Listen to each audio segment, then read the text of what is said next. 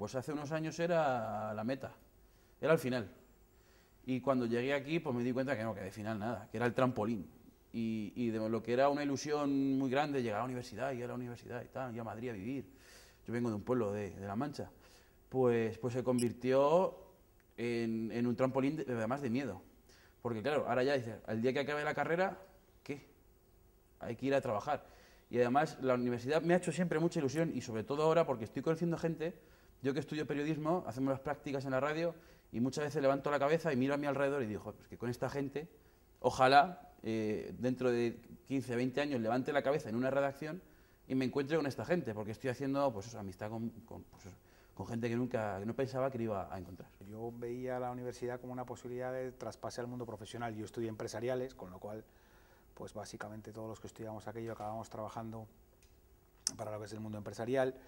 Y curiosamente al final se convirtió pues en una forma de vida, ¿no? Porque pues ahí descubrí la posibilidad de dedicarme al mundo de la universidad, al mundo de la docencia.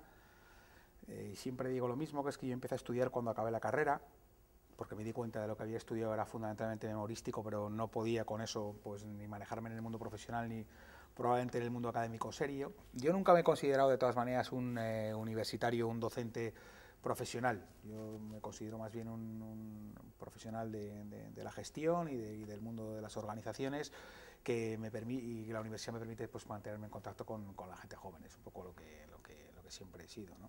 Es un punto de encuentro en algunos momentos. Yo muchas veces, algunos días que no he tenido que venir a clase o que directamente no venía a clase, he llegado a venir a tomarme un café con compañeros. Estar a mi casa, venir y volverme, porque hay momentos en los que la facultad se convierte casi en mi primer hogar. Yo creo que eso, fíjate, depende también mucho de las carreras, ¿no? Hay carreras en las que la gente dedica muchísimo tiempo en su facultad, acaba haciendo grandes amistades, muy buenos compañeros y profesores, y luego, como tú estabas diciendo a alguien, te vas a acabar encontrando con tus compañeros el día de mañana y desarrollarlos. Y me da la impresión de que hay otras carreras en el que eso no sé si ocurre tanto, ¿no? Los campus también hacen mucho para eso, ¿no? Cuando uno va afuera y ve otros campus diseñados de otra manera distinta, notas que allí hay una determinada tipo de vida y de ambiente que no sé si tenemos en todas las facultades nuestras, ¿no? Sí, no, lo del ambiente es importante. Y también compañeros con los que nunca llegas a ni siquiera hablar porque te ven como un rival. Que el día que acabes la carrera nos vamos a encontrar, antes de encontrarnos en una recreación, nos vamos a encontrar esperando una entrevista de trabajo. Pero bueno, cuando llegue ese momento ya llegará, pero hasta entonces yo no. ¿Y eso cómo lo estáis viviendo? Porque vamos a ver, para el proceso creativo y de formación es fundamental es colaborar con los demás, trabajar en el equipo, trabajar en conjunto, y más en una producción como la vuestra, ¿no? en el que es fundamental. Pero al mismo tiempo es verdad que podéis ver como vuestro compañero puede ser el que os quite el puesto el día de mañana en el supuesto periódico o redacción. Pero eso es como te lo plantees. Todo eso cómo lo estáis viviendo. Eso es como te lo planteé. Yo no me lo planteo como un rival. El rival va a ser el día que me lo encuentre en una sala de espera delante de la puerta del director y tenga que hacer la entrevista. Pero va a ser mi rival en el momento en el que se levante de la silla y entre. En el momento en el que salga, sigue siendo mi compañero. Al final somos compañeros. Es decir, a lo mejor acabamos en el mismo medio trabajando, codo con codo, o acabamos en medios distintos. Incluso aunque acabemos en medios distintos, no va a ser mi rival. No, es un compañero siempre, trabajando para otra empresa, con otros intereses distintos a los míos. O a lo mejor son los mismos y tenemos que conseguirlos. Y lógicamente yo no le voy a regalar la noticia a él, me la voy a quedar yo. Pero todo lo que yo pueda ayudarle a partir de entonces, yo no me veo como rival. Yo sí que creo que en los últimos años, quizás es una cosa que yo tampoco he vivido, ¿no? Pero como alumno, ¿no? Pero sí que la universidad, bajo mi punto de vista, se ha tecnificado, se ha convertido muchas veces en un planteamiento puramente de contenidos y muchas veces académico en el sentido peor de la palabra, ¿no? Y que por lo tanto no sé hasta qué punto la universidad lo que forma es gente libre, gente crítica, gente con capacidad para analizar lo que está ocurriendo, para aportar nuevas ideas, y en ese sentido uno a veces, yo recuerdo a grandes catedráticos o profesores míos, o profesores que he tenido conocimiento en el extranjero, y me doy cuenta que lo que han aprendido mucho más que yendo a clase tomando 4 apuntes, sino a base de leer, de discutir, de aprender, ¿no? Y que son como gente de la que luego puedes aprender. Yo el problema que le veo a la universidad, a esta facultad, o al menos a las clases que yo he tenido, es que es teoría, pura y dura. Y prácticas, si quieres prácticas, o tienes suerte y algún profesor por ahí suelto, que ya es casi imposible encontrarlos, te obliga, entre comillas, a hacer unas prácticas, un trabajo de clase, o te lo buscas tú. Y si tú tienes un poquito de nervio y un poquito de ganas, pues sí, te mueves. Pero la gente que viene por venir no va a descubrir eso. O sea, yo siempre quise ser periodista y una de mis ilusiones es las prácticas. Pero esa persona que le falta ese punto para llegar a... Pues tengo ilusión por estudiar periodismo. Si no le das las prácticas delante, si no tiene esas ganas de descubrir, nunca va a llegar a encontrar esa ilusión porque no se va a poner a buscarlas. Y es una de las cosas que critico mucho en esta facultad, que teoría. O sea, yo es que la mayoría de veces teoría. Te vamos a enseñar cómo hacer una noticia, ¿vale? Enséñamelo, pero me lo puedes enseñar 17 veces seguidas. Pero si luego no me obligas o no me mandas para casa redactar una noticia, sí, muy difícil. por mucho que te lo sepas, te sabes el esquema, pero luego el esquema, llévatelo. Cuando salgas fuera a la calle, y si es la primera vez que realizas lo que tú has aprendido, te va a salir mal, siempre. Sí, sin duda. La primera vez siempre sale mal, ¿no? Pues entonces que te inciten a eso, a menos yo llevaría menos teoría, que es importante la teoría, pero yo llevaría menos teoría y más práctica. Ese es uno de los problemas que le veo yo. Yo creo que hay un problema de mentalidad a la hora de aplicar, ¿no? Que es Bolonia con la mentalidad tradicional que nos han enseñado desde que somos pequeños en el colegio es imposible. Yo he tenido ocasión en los últimos tiempos, por ejemplo, de mis hijos que están estudiando fuera, son pequeños, tienen 10 años, se han encontrado con un choque de mentalidad de que se estudia, en este caso en Inglaterra, en Londres, ¿no? Y están estudiando de una manera totalmente distinta a como tienen que estudiar aquí. Casi no tienen libros. Estoy hablando de la escuela pública, igual que la escuela, no tienen libros, tienen que prepararse sus propios apuntes todos los días, aprendan a manejar ordenadores desde que tienen 8 o 9 años, hacen presentaciones en público, aprenden a hablar en público, trabajan en grupo y tienen que aprender a hacer cada uno sus tareas y a responderse, a hacer presentaciones en público. Es decir, se están intentando desde que son mucho más pequeños fomentar toda una serie de características más allá de la formación puramente técnica en un determinado aspecto, que yo creo que en nuestros colegios y en nuestras universidades nos aprenden. ¿Y qué ocurre? Nosotros recibimos alumnos en 18 años, a la gente llega con 18 años, y se le exige que se adapte a un sistema en el cual no ha trabajado nunca. Es decir, yo llego, por ejemplo, a mi clase el primer día y empiezo a preguntar a la gente, bueno, aquí hay que trabajar en equipo y tal y cual, y noto que es que la gente no está acostumbrada a hablar en público, está en cuarto, en quinto de carrera, le da vergüenza hablar en público. Piensa que le preocupa discutir, porque piensa que pues, puede parecer el típico trepa que quiere quitar el puesto a los demás o que está discutiendo con los demás. No le interesa mucho la discusión que se genera, no se aprende así, se aprende de otra manera, que es me voy a mi casa, me lo estudio y luego lo suelto un examen. Y los mecanismos de aprendizaje ya hace 40 años que desde el punto de vista psicológico están presentes estudios que cambiaron radicalmente, ¿no? Entonces, si tú eso no lo has trabajado desde pequeño, es muy difícil que luego lo puedas reproducir, porque además podría hacerse si nada más llegara primero todos los profesores de manera absolutamente conjunta y premeditada lo hicieran, y quien no estuviera dispuesto a trabajar en ese sentido pues no aprobara o no pasara o tuviera que repetir, ¿no? O repetir la asignatura. Pero desde el momento en que el primer año hay 3, 4, 5 asignaturas que las aprueban por el sistema tradicional, que es no ir a clase o ir de vez en cuando, no participar demasiado o participar poco incluso, y estudiar un examen, tú estás generando que en los siguientes cursos, yo suelo dar clase en quinto, eso no se produzca. Entonces cuando la gente no tiene ese aprendizaje realizado, le cuesta muchísimo porque no es lo que está pidiendo. Sí, sí, sí. Cuando tú vas a estudiar al extranjero y te metes en una clase, al segundo día que no hables el sistema te echa, te expulsa. Lo primero que te preguntas es, pero usted no tiene nada que decir. O sea, ¿usted por qué no opina? Claro, eso no lo puedes hacer con clases de 100 personas, ¿no? Claro. Evidentemente, ¿no? Pero claro, si tú llegas a una clase en la que todo el mundo ha opinado, en la que todo el mundo se ha leído unos artículos, en la que todo el mundo se ha leído algo y no opinas, a la tercera o cuarta clase que llegas, pues es que te das cuenta que no tienes nada que hacer y probablemente te vas. Yo creo que eso afecta radicalmente a la aplicación de Bolonia, que es un sistema de mentalidad. Es decir, yo creo que, y luego afecta a muchas otras cosas, a falta de medios, a profesores probablemente poco preparados y mal estimulados, donde la carrera profesional y el sistema de remuneración es el que es, ¿no?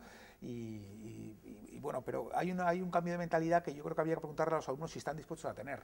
¿Están dispuestos a venir a clase habitualmente, con los temas trabajados, los profesores? ¿Estamos dispuestos a preparar las clases en serio, a tener en cuenta a nuestros alumnos, a dedicarles el tiempo suficiente y necesario, a que la carrera profesional se base en que quien lo haga bien tenga una carrera profesional mejor que quien no lo haga mal, y no un sistema de carrera profesional basado pues, en otro tipo de planteamientos, ¿no? En el que el tiempo es un gran valor, cuanto más años lleves pues es mejor, y eso no es un sistema de evaluación de ningún tipo razonable, ¿no? En el que los alumnos, lo que opinen de ti los alumnos o no, pues también no cuenta demasiado, ¿no? En el que los resultados que obtengas no tienen nada que ver con el rendimiento luego profesional que tú puedas tener. Yo creo que no solamente es aplicar Bolonia, es aplicar Bolonia y hacer otras muchas cosas más para que Bolonia funcione, ¿no? Es que aplicar Bolonia, claro, estamos aplicando un sistema educativo que está en otros países, pero tampoco podemos pretender que funcione en España igual que en Inglaterra, por poner el mismo ejemplo, porque la mentalidad inglesa no es la misma que aquí. La honradez, sin ir más lejos, lo que dices, os estudiáis esto y mañana lo discutimos en clase, y aquí en España si puedes no vas a clase, porque como no te lo has leído, pues por no dar el cuadro, pues ya directamente ni aparezco. Eso es uno de los problemas, que la mentalidad por países no es la misma. Y segundo, también un pequeño problema que veo yo es con el tema de los profesores, que no hay cohesión. Porque un profesor viene y te aplica lo que decía yo antes, Gloxe, con tus hojas, tus firmas, con tus trabajos y tus cosas, y a la hora después, o sea, 5 minutos después de que acabes una clase, vuelves a una licenciatura, o a una licenciatura traída a Bolonia, y después, la clase después, te dice el profesor, pues no vengas, que me viene a mí mejor porque tampoco vengo. Y al día siguiente tienes otra que sí es Bolonia. Entonces tienes tantos métodos que sin duda te ninguna. despistas. Entonces yo creo que al final, como siempre, pues es un conjunto de cosas, no es solo una, ¿no? Tenemos una tradición universitaria potente, unas grandes universidades, Claro. Hay muchas cosas que yo creo que hacemos muy bien, como es conseguir que mucha parte de nuestra población venga a la universidad, pero hay otras cosas que claramente hacemos muy mal, ¿no? Y que los ratios, pues cuando nos colocan ahí, pues nos asustan y nos preocupan, ¿no? No tenemos universidades dentro de las importantes, dentro de las 100 primeras del mundo, el sistema educativo es un sistema que es muy igualitario, lo cual está muy bien, pero luego genera ciertas claras deficiencias en no evaluar mejor a la gente que es mejor. Es muy difícil evaluar. Voy a contar una anécdota que me ha pasado a mí este año que me ha llamado la atención y me he dado cuenta que tengo que cambiar mi sistema de evaluación. Este año me ha tocado dar clase a los alumnos bilingües. Entonces, comentábamos antes que se produce la siguiente paradoja, lo cual es absolutamente estúpido y creo que esto solo podría pasar en la Universidad Española, que es dentro de los alumnos bilingües, de 80 alumnos que tenían clase, 65 eran extranjeros y 15 eran españoles. ¿Cómo es eso posible? El grupo bilingüe se ha hecho para que los estudiantes españoles estudien en inglés, no para que los estudiantes extranjeros vengan a estudiar aquí en inglés. Nosotros cuando vamos a Inglaterra nos apuntamos a clases en inglés y si vamos a Francia damos nuestras clases en francés, ¿no? Entonces de esos 85, como decía, de esos 80 alumnos, 65 eran extranjeros. Habitualmente han venido a clase, un sistema de Bolonia, la gente ha leído razonablemente bien, pero seguimos un sistema en España que nos cuesta muchísimo no evaluar en la prueba final, ¿no? Entonces, ¿qué ocurre? El 50% de la nota valía para la prueba final. Toda la gente que ha llegado al final, prácticamente a los 80 llega unos 60 y tantas personas, de esas 60 y tantas personas, todos tenían aprobada con nota bastante alta lo que eran las prácticas previas hechas, la asistencia a clase, los trabajos, los casos, las noticias que habíamos ido trabajando. Sin embargo, el examen final solo lo han aprobado un 70% de la gente, ha habido un 30% de la gente que ha suspendido, ¿no? Y me he encontrado con alumnos, sobre todo mucho alumno extranjero, que claramente no está acostumbrado a examinarse de esta manera, ¿no? Claro. Hasta el punto en que me ha pasado, que es lo que me llamó la atención, dos alumnas mías, dos austríacas en este caso, vinieron a verme, a decirme, por favor, era gente que había aprobado, tenía la asignatura aprobada, que por favor les pusiera no presentado. Y cuando llegué, pero ¿por qué queréis que no presentado si habéis aprobado?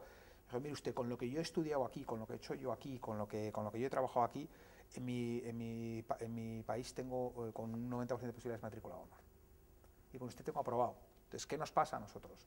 Pues nos pasa eso, nos pasa que nos cuesta mucho diferenciar en grupos tan grandes quién es muy bueno y quién es muy malo. Nos pasa que nos da mucha vergüenza potenciar a quien es muy bueno y decirle que eres muy bueno porque nos parece, porque somos una universidad más igualitaria, lo cual está muy bien, porque el problema es que hagamos esa igualdad por abajo, porque entonces esa igualdad por abajo nos va a llevar a una mediocridad completa, si es que eso se produce así, ¿no? Entonces, si tenemos en algunas carreras alumnos que no tienen vocación y que están estudiando eso porque podrían haber estudiado otra cosa, en que la gente mejor pues claramente no está bien potenciada, en que los profesores acceden a sus carreras profesionales por unos mecanismos bastante poco claros y poco difusos, en que el sistema claramente no prima a los profesores mejores y que menos rendimientos tienen frente a otro tipo de carrera profesional o de criterios de carrera profesional. Entonces la pregunta es, todos conocemos situaciones insostenibles de profesores malísimos que no enseñan nada o que nos han parecido fatales, o de profesores que no van a clase o que no se dedican tiempo y tal y cual, y nadie denuncia. ¿Por qué? Porque somos realmente, yo siempre pienso que eso sería impensable en otras universidades del mundo. ¿Cómo es posible que haya profesores que no vayan a clase habitualmente o que no se preparen las clases y que todo el mundo lo sabe y que están años y años, y o porque son catedráticos o porque son titulares, nadie se atreve a denunciar? Es decir, no hay una una posición en la que, lo que decíamos antes, no estamos formando gente que de verdad, segura de sí misma, crítica con el sistema, con capacidad para analizar las cosas, para tener un pensamiento propio y si es necesario crítico con el medio en el que vive, ¿no? Entonces, bueno, pues a todos nos da miedo, yo también me he sumado a ese carro cuando era estudiante, ¿no? Nos da miedo, pues no aparecer en escena siendo el que critica, a ver qué van a pensar de mí, a ver si es que esto me van a penalizar, a ver luego el día de mañana esta gente es la que me tiene que dar las becas o los cursos, y eso es un desastre, como sociedad eso no puede ser. Pues ese problema yo creo que se produce en ambas partes, en los profesores, porque se les tiene un poco de miedo, porque al final es el que te ponen la nota, y el profesor del alumno también creo que sienten cierto respeto tirando a miedo por el hecho de qué opinión van a tener de mí, qué comportamiento pueden tener conmigo, qué pueden decir de mí luego. Entonces hay un tándem donde yo no me quejo de ti y tú no te quejas de mí, y si lo hago es en círculos pequeños y nunca públicamente, y llegar y decir, pues, profesores que nunca acuden, o lo mismo pasa con alumnos. Fíjate que además yo creo que eso se basa porque el sistema lo permite. En otras universidades, y yo no digo que esto sea la panacea porque entiendo que esto tiene millones de dificultades, parte de tu remuneración y de tu carrera profesional depende de lo que digan los alumnos, ¿no? Y todos los años, cuando tú acabas tus clases, los alumnos hacen una encuesta y al año siguiente, en función de esa encuesta, eso supone que tú tienes un sueldo distinto, una posición distinta en tu departamento, tal. En España eso no ocurre, no ha ocurrido nunca.